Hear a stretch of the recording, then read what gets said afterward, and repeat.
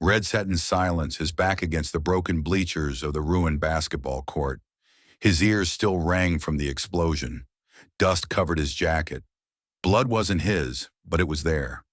On his hands, on his shoes, splattered across the once white court floor. He couldn't even remember if he screamed. Everything after the blast felt blank. The cheers, the laughter, the music, all gone. Now just fear. Beside him, students whispered prayers.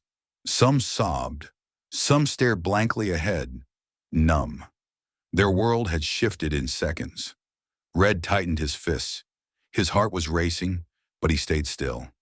Observing, trying to understand, trying to survive. He looked around. The walls were cracked. Pieces of the ceiling had collapsed.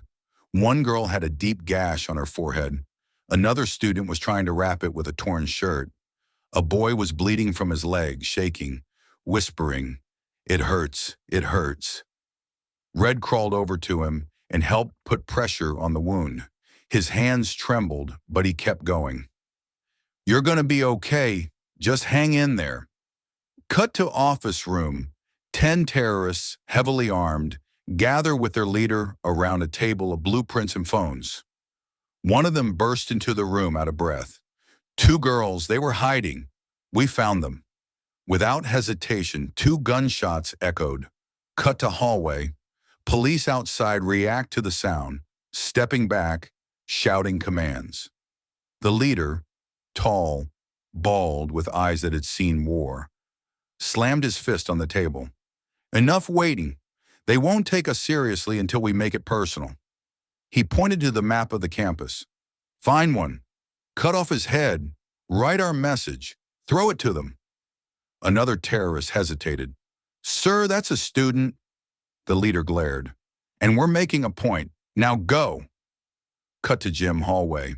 The hostages lined up, scared, bruised, trembling. Red sat beside a guy named Eli. Quiet, gentle, always doodling in his sketchbook.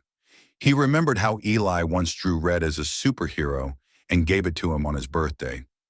The leader walked slowly down the line, like a lion choosing its prey.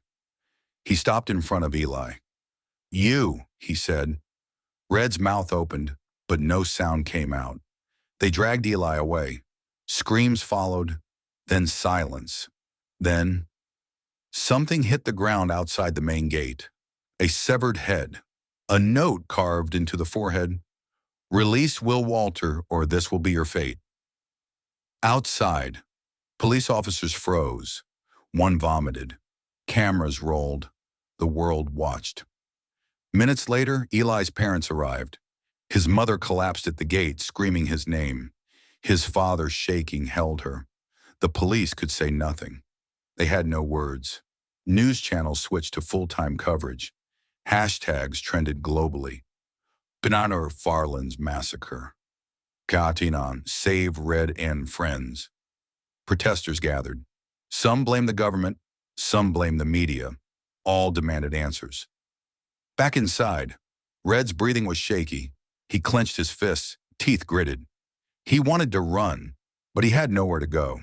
He wanted to fight, but with what? He whispered to himself, "I can't die here. Not like this." Cut to terrorists arguing. One, younger, snaps. "Why are we killing students? This wasn't the plan." The leader glared. "You think they care about us? We're making a statement. No mercy." Another terrorist pulls the young one aside. "Watch your mouth. He'll turn on you too." The young one looked back at the hostages, especially Red. His eyes lingered.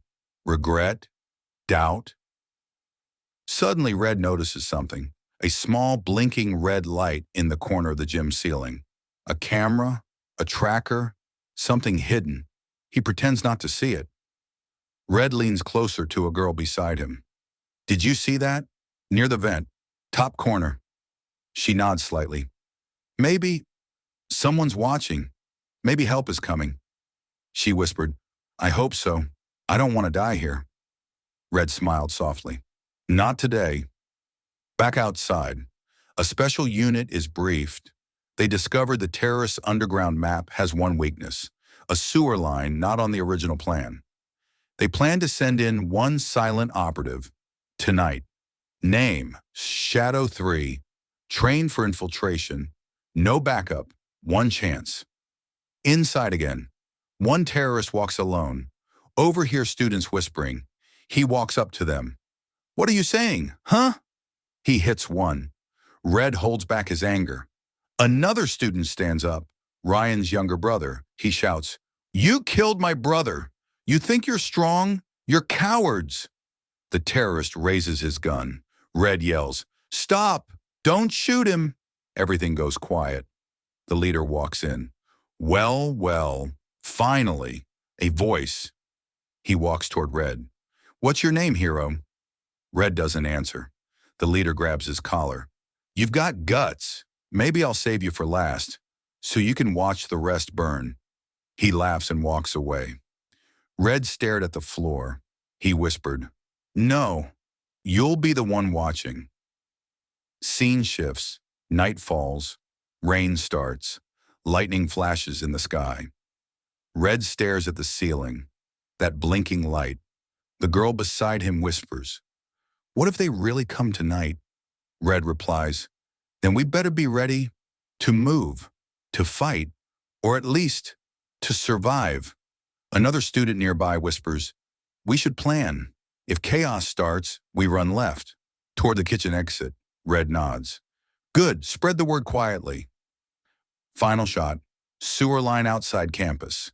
A dark figure in military gear moves slowly underground. He stops, looks up, right beneath the gym. He taps his earpiece. "In position, awaiting green light." Operator's voice replies, "Engage in T-5. The figure checks his gear. A silent blade. Flash bombs. He looks up again. Tonight, everything changes. To be continued. Stay tuned for part 3. Please subscribe and hit that like and share.